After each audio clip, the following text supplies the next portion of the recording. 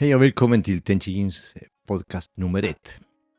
Det er i årens løb, er det mange i min danske karate-kreds af venner og elever, der har spurgt mig, om jeg ikke kunne lave det her podcast, som jeg gør på spansk, om jeg ikke kunne gøre dem på dansk. Og så har mine venner i klubben sagt, skal vi ikke starte en for klubben? Det kunne være til stor gavn for vores medlemmer. Så nu prøver vi at lave en pilotafsnit for at se, om det kan lade sig gøres. Og dagens evne er, hvad skal en sortbælte kunne? Det er et stort emne, og for at hjælpe mig med det, så har jeg to sensei fra klubben, to sortbælter.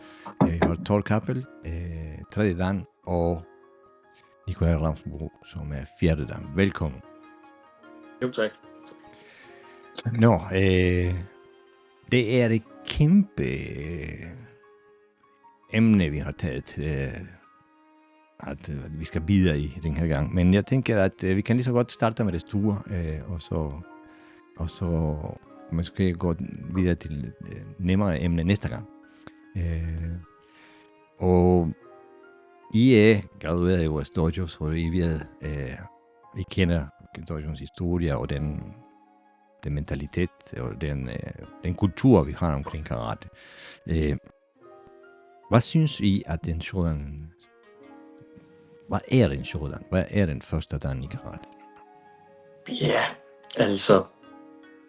Umiddelbart så har jeg altid tænkt på det som der, hvor man har samlet de fundamentale byggeklodser og har fået forudsætningerne for at kunne drive sin egen udvikling. Sådan at man ikke er afhængig på samme måde som tidligere af at blive guidet i alt, hvad man gør, men at man på en eller anden måde har nogle elementer, der gør, at man selv kan finde vejen. Selvfølgelig har man altid behov for input fra andre sider af, men det er der, hvor jeg synes, man begynder at have en idé om, hvilken vej man selv skal gå for at komme videre, og hvor man ligesom kan drive sin egen udvikling. Det synes jeg er fundamentalt for Shodan. Hvad siger du, Thor? Jamen, jeg synes, det er et kæmpe spørgsmål. Mega spændende og interessant spørgsmål. Fordi det er jo svært at svare på, fordi hvor står vi på siden? Står vi, hvor vi starter og ser på, hvad en Shodan er, eller ser vi på den, hvor vi er fra i dag? Fordi for mig har det været et kæmpe forskel. Jeg husker, da jeg startede i klubben og kiggede op mod toppen af det her, hvor jeg tænkte, Shodan, så når vi op til toppen. Så det er der, vi stræber mod, og så videre. Og så er der så mange andre bump, og så mange andre ting, man lærer om sig selv på vejen, som er super interessant og super spændende. Og når man så kommer til det her Shodan-niveau, og når der er til at se, jamen, vejen fortsætter derudad. Der er mange nye ting at lære. Så altså, jeg synes, det er svært at sige, hvad en Shodan er, men i hvert fald, så er det i hvert fald noget fysisk, om for mig især mental styrke, der skulle lægges nogle niveauer og nogle grænser på, og bryde nogle barrierer for mig. Så i hvert fald en af de store klodser i de her byggeklodser, som du siger, Nikolaj, som du har helt ret i, det er den mentale og den personlige kamp, udover den fysiske. Ja, jeg synes, at også det er et rigtig svært spørgsmål, fordi jeg synes, at altså svaret på det spørgsmål er ikke sat i sten. Det er flydende. Jeg husker, når jeg selv fik sort bælte, når jeg fik første dan. Altså, jeg troede, at det var Jackie Chans storebror, hvad ved jeg. Jeg havde virkelig en fornemmelse af, at jeg havde opnået noget. At jeg var på toppen af en form for udvikling. Og sen jo længere tiden gik, desto mindre værd blev den. Det ligesom, den blev devalueret. Det var som om, jo mere jeg lærte, jo mere jeg udvikledes, desto mere indså jeg, at det var en totalt vilkårlig øjeblik i min udvikling. Hvis vi havde sagt, okay, en grøn bælte er meget mere værd end en sort, så havde jeg haft samme værdi, mener jeg. Du ved, fordi Men det er ikke, man skal heller ikke forenkle det, fordi jeg tænker, at det Thor peger på, det er, man gør en ekstra indsats under en længere periode for at bryde igennem de barrierer. Ikke også? Og jeg er også enig om, at det er en lang rejse, hvor man både skal tænke fysisk og teknisk og psykisk, emotionelt, og man skal regulere sine følelser, og man skal kæmpe mod ugidelighed, man skal være disciplineret, man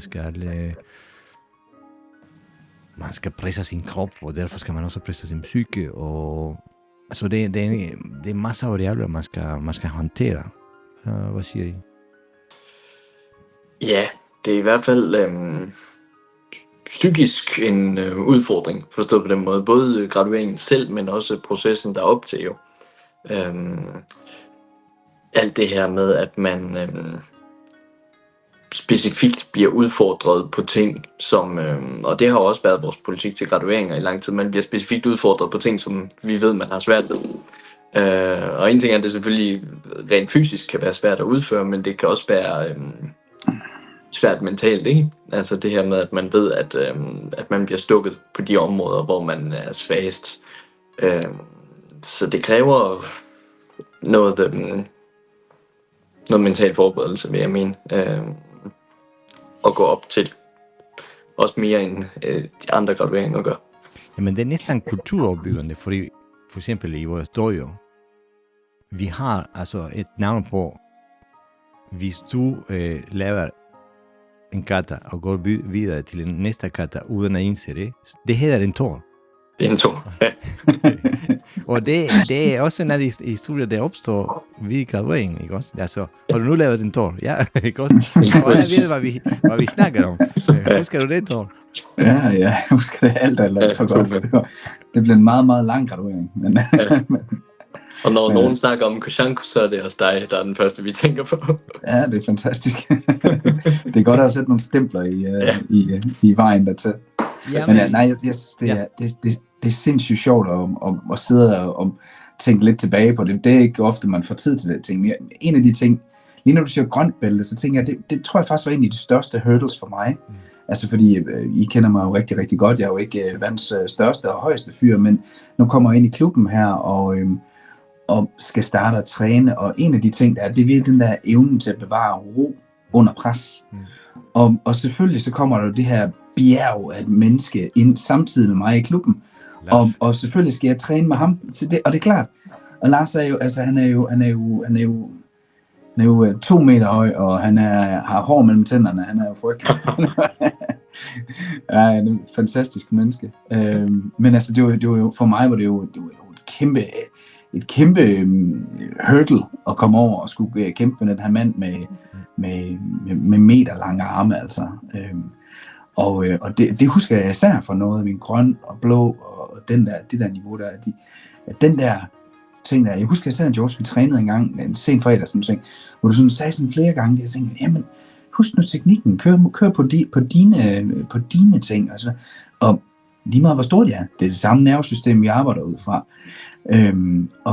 og rigtig mange af de ting, der har jo sådan ligesom bygget op, så for mig, så er der faktisk mange af gradueringerne derop til, der var en rigtig stor klods, og flyttede rigtig mange ting, så jeg husker rigtig mange ting på min Shodan-graduering, som rigtig positive og spændende ting, og faktisk fik lov til at sige, okay, det her virkelig øvet mig på, gjorde mig god på.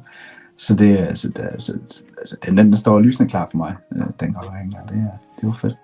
Ja, og det er, nu når vi siger, at du har lavet en Thor, det er en del af vores dojos folklore næsten, kan man sige. Fordi det betyder en person, der i en graduering under pres kommer til at lave en fejl, og ikke giver op, men gør det om igen, og gør fejl, og gør det om igen, og gør fejl, og gør om igen, til man kommer op til der, hvor man begynder at kaste op af træthed, og ikke giver op. Så for mig er det en vigtig del af vores kultur, som jeg vil beholde, fordi det fortæller en historie om styrke. Om vedholdenhed, når det går ind imod. Når musklerne skriger, og mange vil kaste op af træthed. Ikke også? Jeg husker, at du bad om en spand, tror jeg det var. Midt i det hele. Nej, jeg bad, ja, det var jo også, fordi man er støttet af gode venner og gode træningskammerater. Så det er Gunni, der står ved siden af og siger, jeg skal bruge en pose. Og det eneste Gunni tænker, det er, jeg er kommet til skade, jeg må have slået mig. Så han kommer løbende tilbage med en ispose for mig, og jeg skal kaste op. Ja, det er sådan nogle ting, som vi... Jeg ser det sådan der beretninger, som jeg vil meget gerne føre videre til vores nye medlemmer, eller de medlemmer, der har de her tanker, fordi det er en hurdle, og det kræver, at man kan presse sig derude. Og jeg er ikke sikker på, at alle forstår det. For mange gange har man en teknisk perspektiv på, hvad solbælte skal kunne, ikke også? Og faktisk, så ja, og det er rigtigt, det er en del af det, men langt hen ad vejen, så tænker vi meget på, hvad du gør med den teknik, når du ikke har fysiske ressourcer, ikke også? I virkeligheden så ved vi, altså, vi ved, om personen kommer til at bestå før graduering næste. Ikke også? Vi vil bare se, okay, hvordan gjorde du, når du eksponeres for dine svagheder? For alle går og arbejder på sine styrker indtil graduering. Men så pludselig så bliver de konfronteret med sine svagheder, og det er den relation. Hvad gør man, når man kun har sine svagheder at arbejde ud fra? Og det kan være en brat oplevelse, hvis man ikke er vel forberedt, ikke også? Jeg husker, når jeg skulle graduere til sort, det var tilbage i 93, december 93. Og der, jeg er jo en gammel mand, det ved jeg godt. Og det var på en træningslejr. Vi mødte en fredag, og så skulle vi graduere søndag. Og jeg vil aldrig glemme det. Vi gik... Jeg kom fra en stor dojo, som også havde en stor organisation i Sverige. Så det var, 5, 6, 7, 8 forskellige dojoer der. Så vi var flere hundrede der, det trænede. Og vi var måske 6-8 stykker, det skulle op til en eller anden dan. Det kunne være første dan, anden dan, tredje dan, hvad ved jeg. Men jeg husker, vi var 4, det skulle op til Jordan. Og jeg vil aldrig glemme det, fordi vi var alle 4 fra samme dojo. Og de andre 2 gutter, de kom til at lave en fejl under Kihon-komité. Og de stopper op og tænker, okay, vi starter forfra. Mens vi andre, vi gjorde den nøjagtigt samme fejl, men vi stoppede ikke. Og de dumpede. Og den forklaring, vi fik, var, at vi skulle håndtere virkeligheden ud fra det, hvor vi var. Gjorde du fejl? Okay, hvad gør du nu? Stopper du op? Okay, så har du givet op på en måde. Og jeg husker, det var en meget, meget, meget hårdt fysisk, fordi vi trænede jo uafbrudt i 3 dage. Og jeg husker også, fordi jeg følte mig en lille bitte snydt af min sensei, fordi fredag aften efter den regulære træning, så var jeg og min kammerat, og jeg havde i gang i at træne selv. Og så kommer han forbi, ligesom kigger på os, hvad laver I? Og så siger vi, vi træner, jeg husker ikke, hvilken teknik vi træner, men vi træner det og det, siger vi træner Kihon-komité, og siger, no, vi kommer overhovedet ikke at du går til graduering. Og det var det første, vi fik gjort til graduering. Hvordan var din graduering, Nikolaj?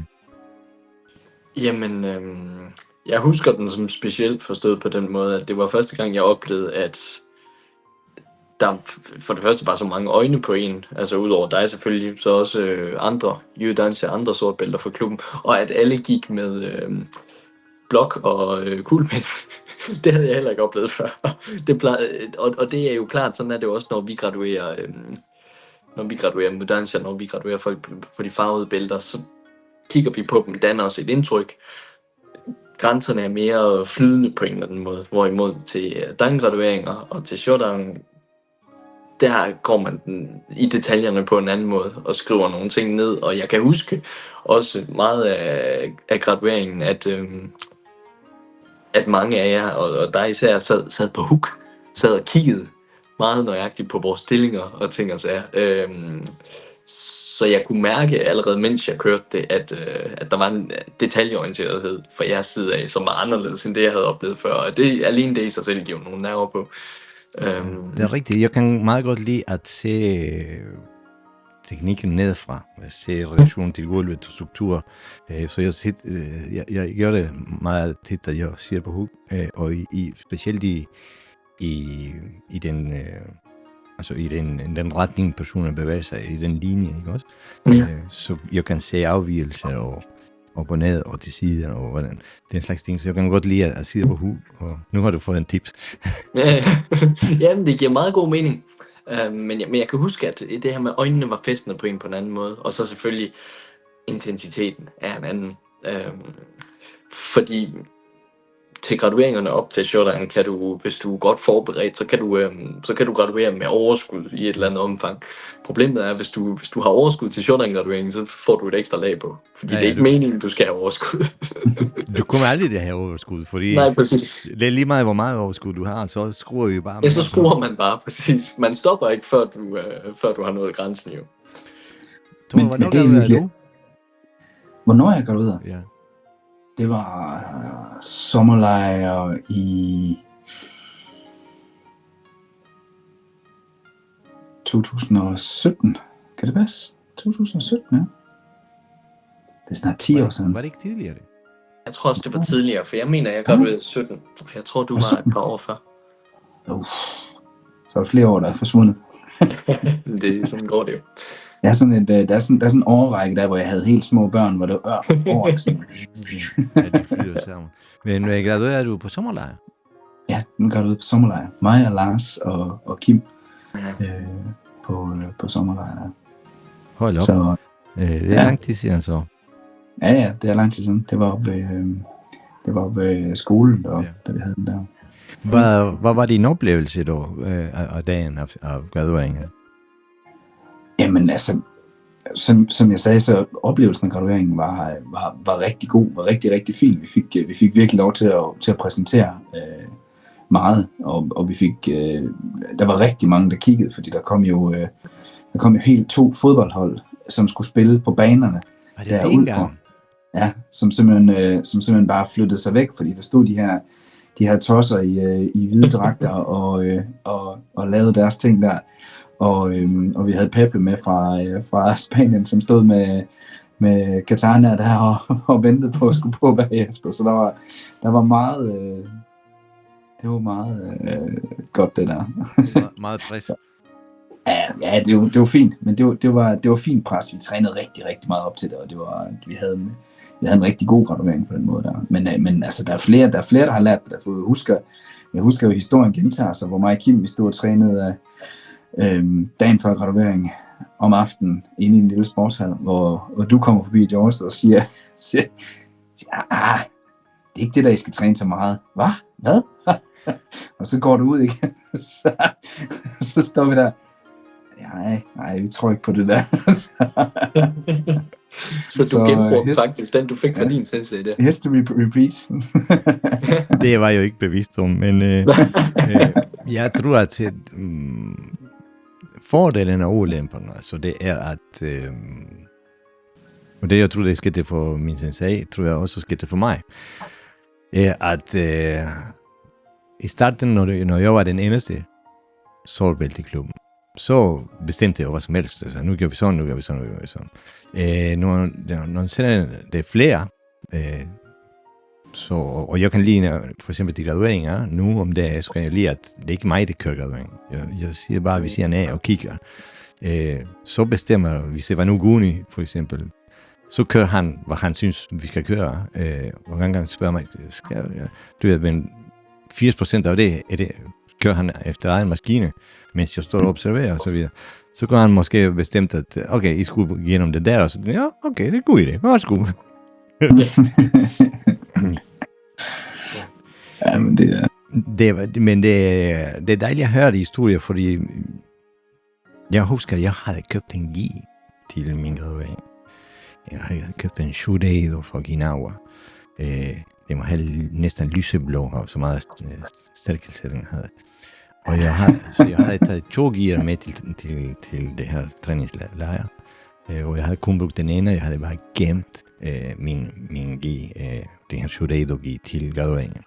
Men vi havde fået lavet 1,5 times armbøjninger op til gradueringen, altså op til selve gradueringstimen. Vi havde, siger vi startede klokken 10, frem til 11.30, kun armbøjninger, og så havde vi en halv times pause, så skulle vi op til gradueringen. Så jeg var færdig allerede før gradueringen startede. Men jeg gjorde den fejl, at jeg gik og tog den nye gi på, og så åbnede jeg en flaske Coca-Cola, som jeg kunne og jeg fik den helt ned igennem det, over den nye gi, som så var sådan der brunplettet og så videre. Så jeg var nødt til at hoppe ind i den gamle våde gi igen, og graduere med den gi.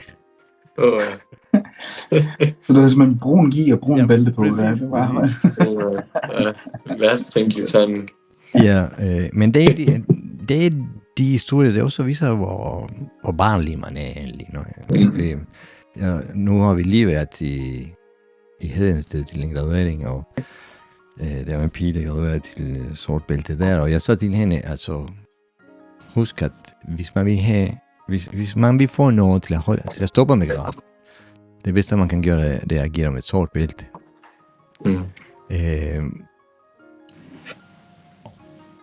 Og faktisk det er, altså hvis jeg kigger rent statistisk på dagens historie, så stemmer det. Og det skal man huske, fordi hvis man tillægger det der sorte bælte for stor værdi, at man til og med køber en gi til formålet, ikke også? Så har man måske givet det for stor en betydning. Jeg ved ikke, hvad siger de? Men det er lidt også den, jeg snakkede før om, den der med, at man kom ind i klubben, og man så på det her, ligesom at være bakketoppen, og se på toppen af bakken, der er det her sorte bælte der.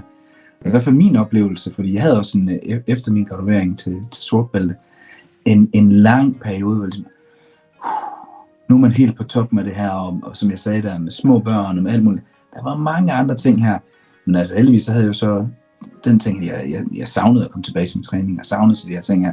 Så for mig var det et naturligt valg at sige, jeg vil gerne udvikle mig videre på det her. Men jeg tror virkelig, der er mange også, jeg snakker med, og nu har jeg også fornøjelsen af min søn, som jeg er ved at prøve at presse op og træne op med Alexander, som skal op til sort bælte til sommer. Ikke? Så virkelig det der med, at vi skal have flyttet det derfra, at man kun har blikken mod toppen på det her, og så flader det ud. Man skal på en eller anden måde se, at det her det er stepping stone til noget helt andet. Ja, min tanke i hvert fald. Ja. Men jeg er enig med dig, altså det er en blanding, det skal være et mål, men det skal også være middel. Fordi hvis man ser det som det kun som det ene, eller som det andet, så får man ikke det, man skal få ud af det, ikke også? Hvad siger du, Nicolai? Ja, jo, det er jo det. Jeg tror for mit vedkommende, og årsagen til, at jeg ikke mistede motivationen selv, da jeg fik sådan, har været det her med at kunne spejle sig i de andre. Altså dem, der har haft sådan, eller ikke sådan, men en dangrad i årvis, og kunne se, at jo, det kan godt være, at vores spil er samme farve, men de kan nogle ting, som jeg slet ikke kan endnu. Så det på en eller anden måde nedbrød jo den her illusion om, at når først du har sort bælte, så kan du det hele perfekt, og så er der ikke mere at lave. Og det er jo ikke rigtigt. Det er selvfølgelig en eller anden form for milepæl, men det er jo... Altså, jeg tror næsten, jeg er der, hvor jeg har haft en dangrad lige så længe, som jeg har haft en Q-grad, faktisk. Så snart er det største del af min træningstid, hvor jeg har rendt rundt med en sort bælte på, men man kan jo... Men hvis man sammenligner mig nu med 2017, da jeg fik det, der er der selvfølgelig sket en masse. Altså, fordi man udvikler sig uanset farven på bæltet. Så jeg tænker, det er det her med at kigge forbi bæltet og kigge på de andre, ikke? Og kigge på, hvad de kan. Men altså, nu har jeg også kunne følge dig, Nikolaj, og det er jo fedt, at det der med at se, det har jo bare været, for dig har det bare været en markør på ligesom at kunne flytte sig fra at være en dygtig udøver til at være en dygtig instruktør, og kunne hurtigt lære at formidle videre til andre og sådan nogle ting her. Og det er jo fedt, det er jo mega fedt, fordi Alexander, han ser jo et lys i, og kan lige spejle sig i, jeg kan lige spørge Nikolaj. Fedt. Altså, det er godt, at man ikke selv mærker det, men det er så sjovt, at du siger det, fordi hvis det er nogen, der har stået for en radikal rejse, så er det dig, Nikolaj. Jeg mener, når han var grøn bælte, altså, hvis jeg har sagt mig, okay, ved du hvad, jeg sætter huset, bilen og hunden på, at han aldrig bliver sort bælte. Og så ender du med at blive en rigtig god, dygtig sort bælte. Og så det virkelig hatten af. Og en anden kommentar til det med Alexander er, at det er så sjovt, fordi han er meget dedikeret, og han kæmper, og han er fokuseret, og så videre. Og du, Thor, er meget involveret i hans udvikling. Men samtidig kan jeg ikke andet end at smile en lille smule, fordi jeg kan gå forbi, og jeg kan se og høre, at du giver ham en korrektion. Og så går jeg rundt i døren, kommer tilbage, og han står og laver samme fejl. Så siger jeg det til ham. Nøjagtigt samme ord, så exakt nøjagtigt det, du lige har sagt til ham. Og så siger jeg, okay. Og det er ligesom, hvis det kommer fra far, så ikke også? Og jeg prøver at få ham til at forstå, jeg har sagt det til ham flere gange nu, at din far er en sensei i sin egen ret. Hvis han ville, så kunne han graduere dig til sort bælte. Men det er ligesom, når din mor siger, hvad du ser smukt ud, og siger, ja mor, kom on.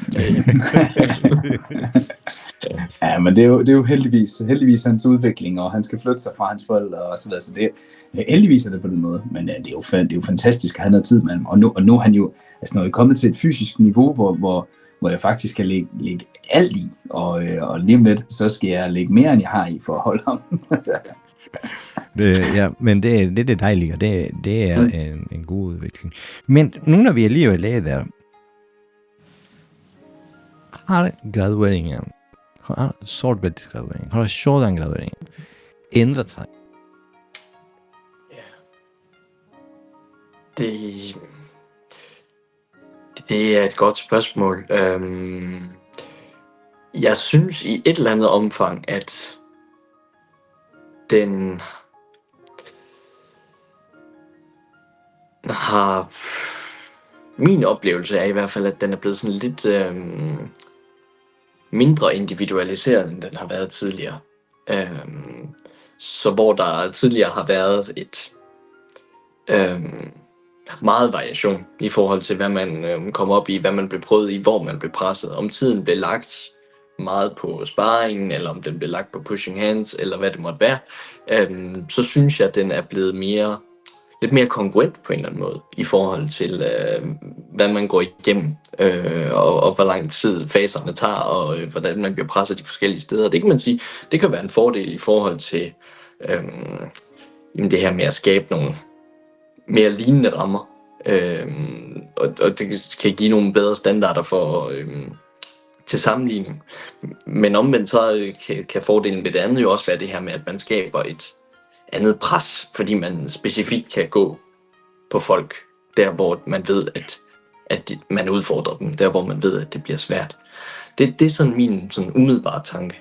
Det kan jeg faktisk godt følge dig i, og jeg tror, det er en helt naturlig ting, at der ligesom også bliver flere og flere sortbælter, fordi altså selvfølgelig kan man ikke være ligesom involveret i alle sine elever, når det er, man kører de der ting der.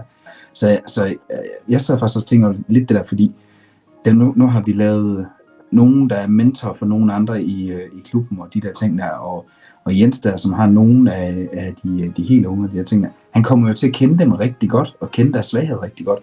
Jeg tror, det er rigtig vigtigt, at det trænerteam, der så ligesom skal tage sådan en graduering, virkelig får talt de der ting igennem godt. Men I kender jo mig. Det skal jo helst være sat op i et Excel-ark og klar til at vi skal have husk det og det. Men det er godt, at du siger det, fordi jeg prøver hele tiden at omgive mig af folk, det er gode til at have ting i et Excel-ark. Fordi det er jeg slet ikke. Jeg tænker bare i mønstre og så videre. Så det er en, sandsynligheden for, at tingene kører bedre, hvis vi kan hjælpe hinanden med hinandens styrker. Men nu når du har sagt det, så har vi blevet lidt for store, eller hovedtunge. Har vi haft for mange sortbælter, så at sige, så jeg ender med at blive lidt for standardiseret i Dojon.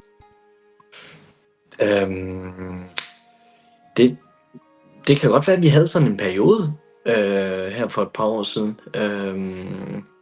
indtil vi flyttede her sidste år. Der havde vi i en del år jo et voksenhold, hvor jeg tror den lavest graduerede havde brunt bælte, eller noget i den stil. Og det er klart, det har træningen jo formet sig efter på godt og ondt. Og det kan godt være, at det er det, der har drevet udviklingen på en eller anden måde. Men det er faktisk også en ting, som jeg tror, der er rigtig, rigtig gode ting i. Altså, I ved, jeg har snakket flere gange om de der ting, og det er lidt off topic, men en anden ting, det er jo det der med at sige, man lærer rigtig, rigtig godt, hvis det er nogen, der ligger tæt på en, og det niveauet ikke er alt for højt. Fordi så er det meget svært at forstå de her teknikker og de her ting der igennem. Og jeg kan huske den der periode, hvor der var rigtig mange sortbælter, vi kunne skifte imellem og træne imellem dem på den måde. Der var der rigtig mange træninger, hvor man virkelig følte, man flyttede sig på personmæssige ting. Men jeg tror ikke, vi er blevet forstandardiseret. Det tror jeg bestemt ikke, vi er. Jeg tror nærmere den der ting, du siger med at være standardiseret, det er en god ting, hvis vi så kunne give den et lille twist med at sige, den personlige del, og den del, der siger, den her elev har det her til, og her er grænsen. Vi skal tænke, hvor langt vi vil gå over grænsen, fordi jeg oplever, nu kan jeg se det med Alexander, han er ikke slem til dem. Jeg glæder mig til at se, hvordan han bliver presset, men jeg oplever rigtig mange unge mennesker, der siger, når de møder grænsen, i stedet for at prøve at blive ved, og kæmpe sig over den, og klare sig igennem den, så dropper de, og så hedder det eksamensangst, eller det hedder frygt for et eller andet, eller lignende. Og det er noget, jeg har hørt fra mange af mine venner især, og fra mine egne børn i enkelte tilfælde og sådan noget. Så det, jeg tror, det kunne standardiseret, og så trænerteam, der siger, den her vej kunne være godt. Det tror jeg kunne være. Det er godt, det du siger der, Thor, fordi det du har sagt der beskriver kernen i det, man kalder for socialkonstruktivisme inden pædagogikken, og det er faktisk en russisk pædagog, der hedder Vygotsky, der har udviklet en tankegang om NUSO, nærmeste udviklingszone. Og det er nøjagtigt, det du siger. Hvis det, man skal lære sig, er lige uden for min komfortzone, det jeg kan, så kan jeg lære det. Hvis jeg ligger for langt ude, så kan jeg ikke lære det. Så du er en medfødt pædagog, altså pædagog, som du har pædagogiske evner. Så vi forventer, at du kommer til at undervise meget mere i klubben fra nu af. Men jeg tænker, jeg er lidt enig med det, I siger. Det som var ulempen med det, vi havde før, at det var dårligt for dojon. Det var godt for den enkelte medlem, men det var dårligt for dojon. Jeg husker, at mange gange der kom folk, der ville starte. De holdt aldrig.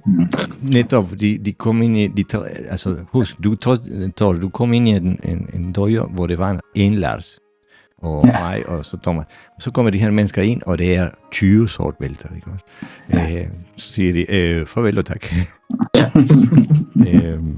Men det er noget, vi skal tænke så i forhold til, hvordan vi udformer de kommende gradueringer, specielt med de unge.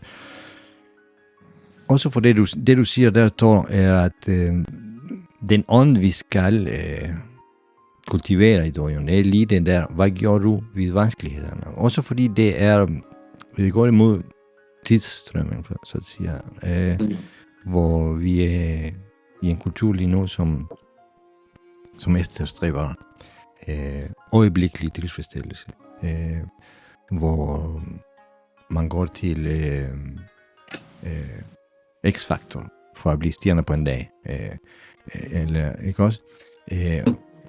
Og faktisk vejen til at blive musikstjerne går igennem konservatorier og 8 timers øvning hver dag i 12-15 år. Sådan der, altså, vejen dertil den virkelige vej, vedvarende vej, er hårdt arbejde og fokuseret koncentration i meget lang tid, for at blive mesterlig til noget.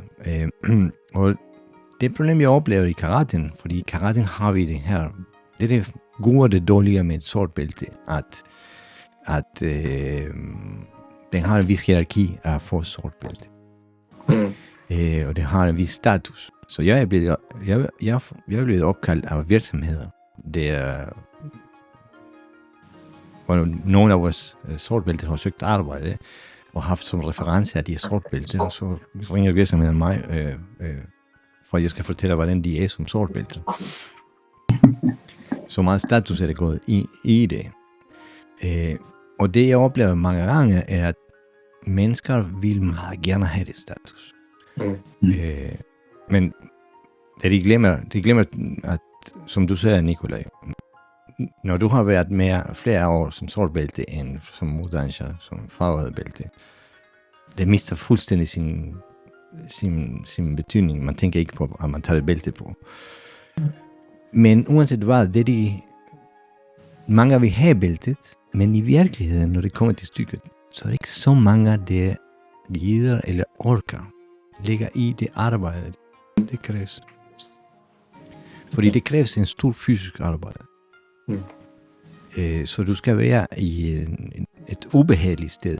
Man skal ikke lyve om det. Det er ikke sjovt at være fyldt op med mælkesyre, og det hjerte slår 180 slag i minuttet, og gøre det i en time i træk. Og det skal du gøre flere gange om ugen i flere måneder. Det er slet ikke sjovt. Jeg så en interview med en maraton, en af dem her, der laver triathlon. De spurgte ham, hvorfor gjorde du det her? Og han svarede var faktisk ret, siger han det, fordi det er så skønt, når man stopper.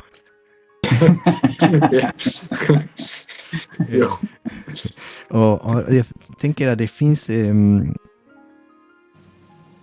jeg prøver, at vores medlemmer skal drømme de store drømmer.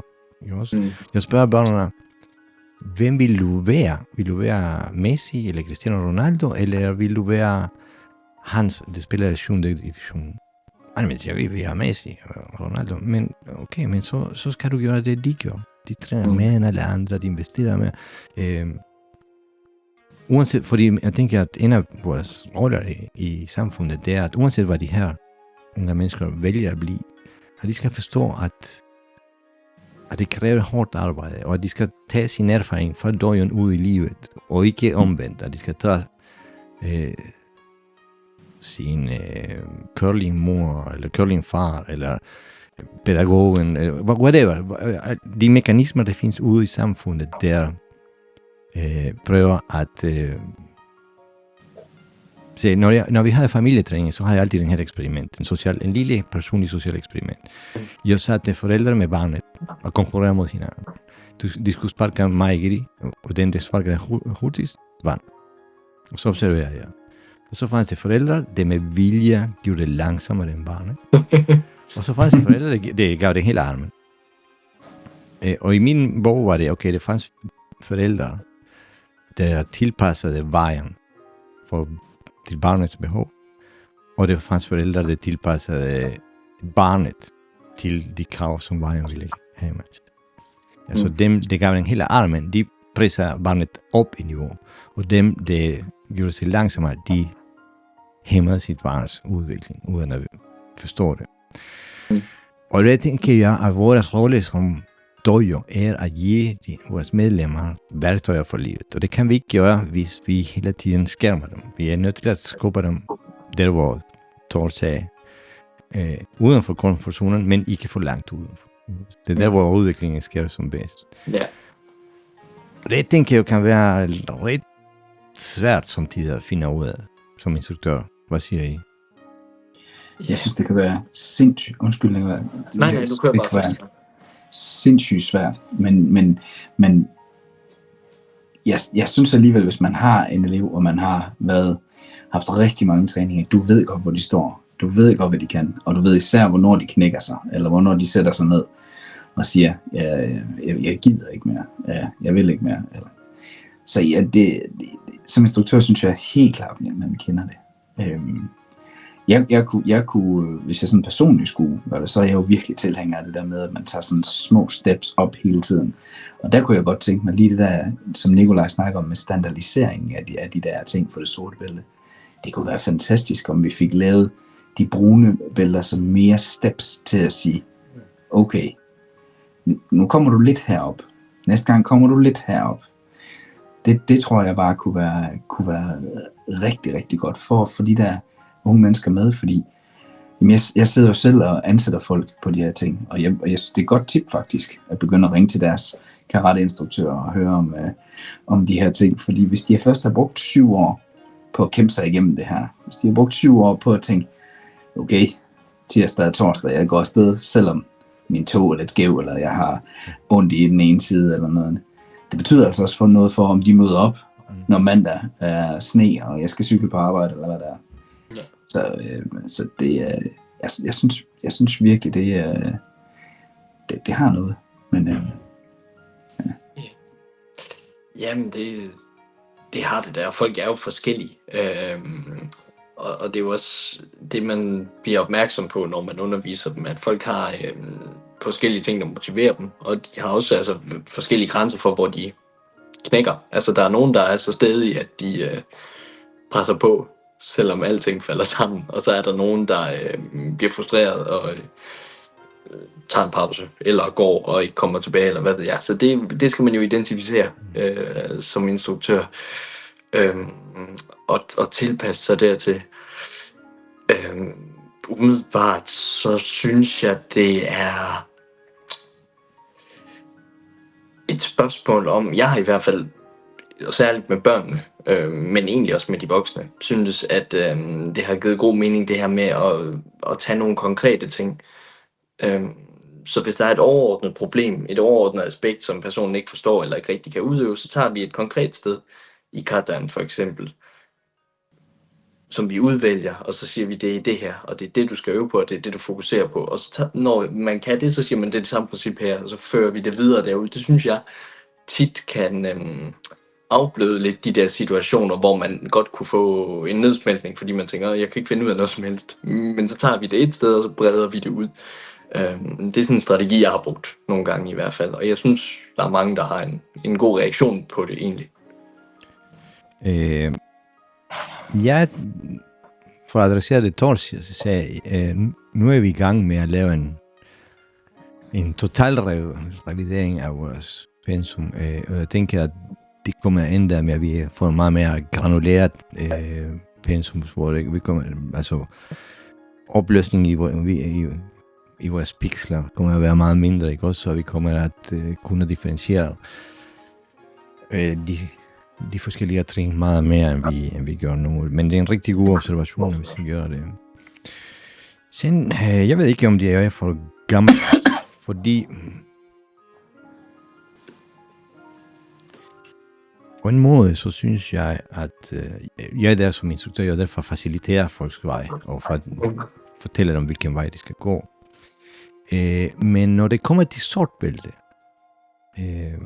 har jeg en gammel tro om, at jeg skal ikke motivere folk til det. Så jeg kan godt finde på at fortælle dig, at du skal den vej, og så tager jeg et skridt til siden og kigger. Og hvis du ikke forvalter det, så holder jeg min mund, til det begynder at være der, hvor du er ved at løbe tør for tid, og så kommer jeg og siger, man, det sidste, så jeg begynder at højere for volumen. Hvis det ikke sker noget, så siger jeg, okay, men det går jo ikke. For jeg tænker, at sort bælte er noget, det er ikke noget, man får, det er noget, man tager. Du skal være sort bælte, før du kan gå op til den sort bælte, skal du ikke, så siger jeg. Ja, præcis. Men hvad synes vi, en sort bælte skal kunne rent teknisk? Jeg synes, at de kinetiske kæder er vigtige. Især i forhold til sådan noget med i vores sammenhæng, skub fra jorden, rotation i hoften, struktur simpelthen. Jeg tror, hvis rent teknisk, så tror jeg vil sammenfatte det under struktur. Og særligt den struktur, som der skal bruges til at afgive energi og til at kunne tage rekylen, eller hvad vi skal sige, altså sådan, at du ikke knækker sammen under impact. Og så kan man sige, så det bløde og evnen til at absorbere, den udvikler sig måske mest efter shutdown. Men til shutdown vil jeg sige, den her basale struktur, det her basale energigenereringsprincip, at det, jeg vil sige, det er sådan alfa og omega for det tekniske i shutdown. Hvad siger du, Thor? Altså for mig, der er det klart, jeg har snakket lidt om det før, men klart det der med at bevare evnen til at have roen under pres.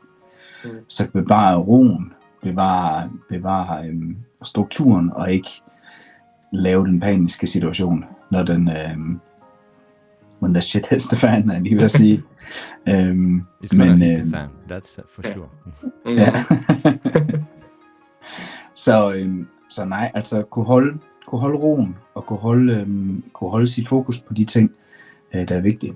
Og så selvfølgelig fysisk, mental styrke, altså fordi selvfølgelig skal den fysiske ting være der, selvfølgelig skal teknikkerne være der, men når du, som Nikolaj siger, trænet op til det her i så mange ting, og har arbejdet så mange med de forskellige ting, så er jeg ikke nervøs for, det nok skal komme med,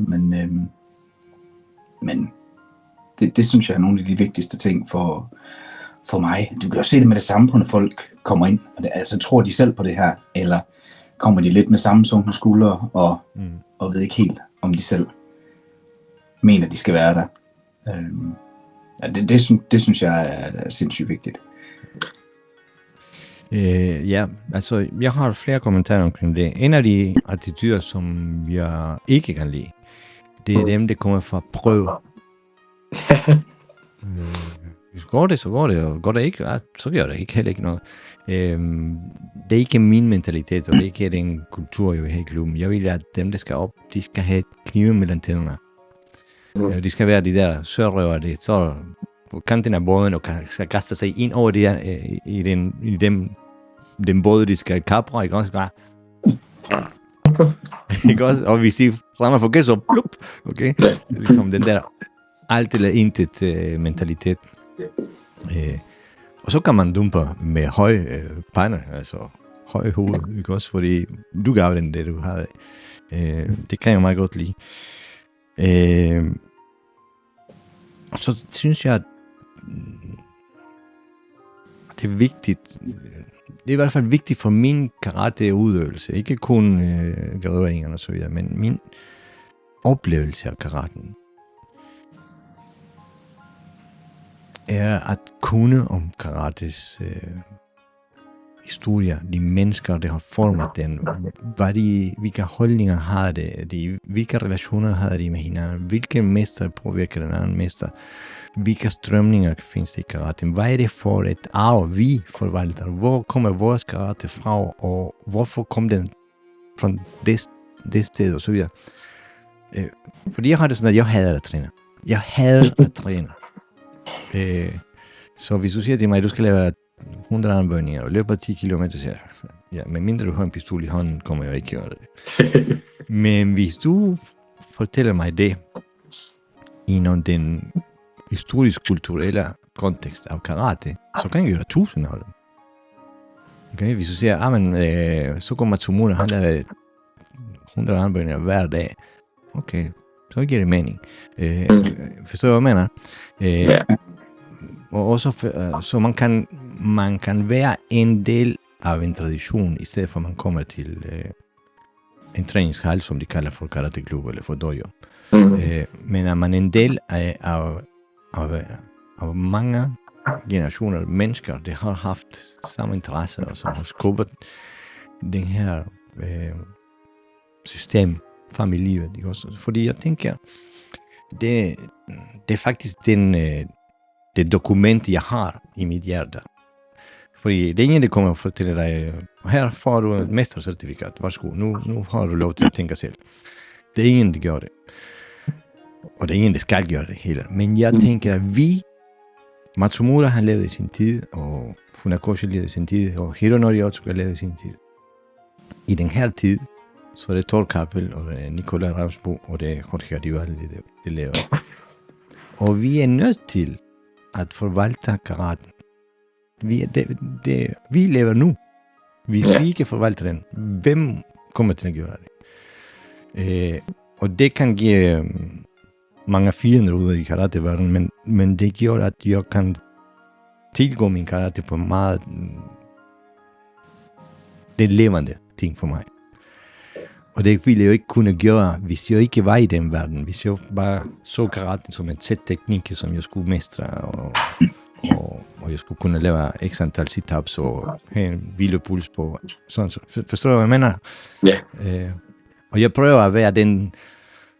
Måske fortæller jeg lidt for mange, det må I sige den til, men jeg prøver hele tiden at fortælle jer historier omkring de kata, vi laver, og hvorfor vi laver, hvilken træner, hvilken mester kæmper med den anden, og hvad ved jeg. Så I hele tiden har en historisk kontekst, hvor I kan identificere det, men jeg ved ikke, om I oplever det, men jeg har det sådan der. Ja. Jo, og det er jo også, jamen jeg ved ikke, om jeg vil sige charmen, men det er jo noget, det, der giver noget af dybden, kan man sige. Altså, fordi ellers kunne man jo lige så godt træne kickboxing, eller hvad ved jeg.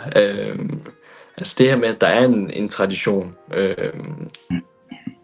og der er noget historie at gå tilbage i, det er da helt klart en del af det. Både fordi det kan give noget sådan konkret forståelse for kata og for bunkai og for alle mulige ting, men også fordi det kan give, jamen som du siger, at man føler, at man er med i noget, at man er led i en tradition. Det synes jeg klart har en værdi. Altid det der med at stå på skuldrene af nogen og lære af de ting der. Det er kæmpe tilhænger af. Det er jo fedt. Og det er helt det rigtige, George. Altså der er jo mange af os, der bruger det, som når du fortæller de her ting om kata, så bruger vi det selv lige for luft i træningen. Men nej, det er det helt rigtige niveau. Ja, og jeg kunne vildt godt tænke mig, at det blev endnu mere en del af vores pensum, som måske bare små udvidelser til den her kata. Hvad er det? Og så videre. Fordi jeg tror rigtig mange, især vores unge, de vil rigtig gerne lære noget om det, og de vil rigtig gerne fortælle lidt mere om det, og selv være med i diskussionerne. Så jeg tror det skal plejes og nurtures frem. Det er en god idé. Vi har haft en kompendium, som jeg gjorde for mange år siden, som gav lidt historie til Værk.io, så fik de lidt historie om karate og så videre. Det skal jeg se, om jeg kan finde frem igen. Blandt andet så havde jeg lavet en familietræ, hvor det stod, jeg ved ikke, det stod Hironori Otsuka, Shingo Ogami, Jorge Rivaldi, dig. Den husker jeg godt. Den var super fed. Den skal de have i deres pensum. Altså, det giver virkelig meget. Nå venner, nu har vi talt i næsten en time. Vi har overhovedet ikke kommet i mål med sådan her kæmpe emne, men jeg tænker, at det er ingen, der forbyder os at lave et afsnit 2 omkring det her, hvis det skulle være.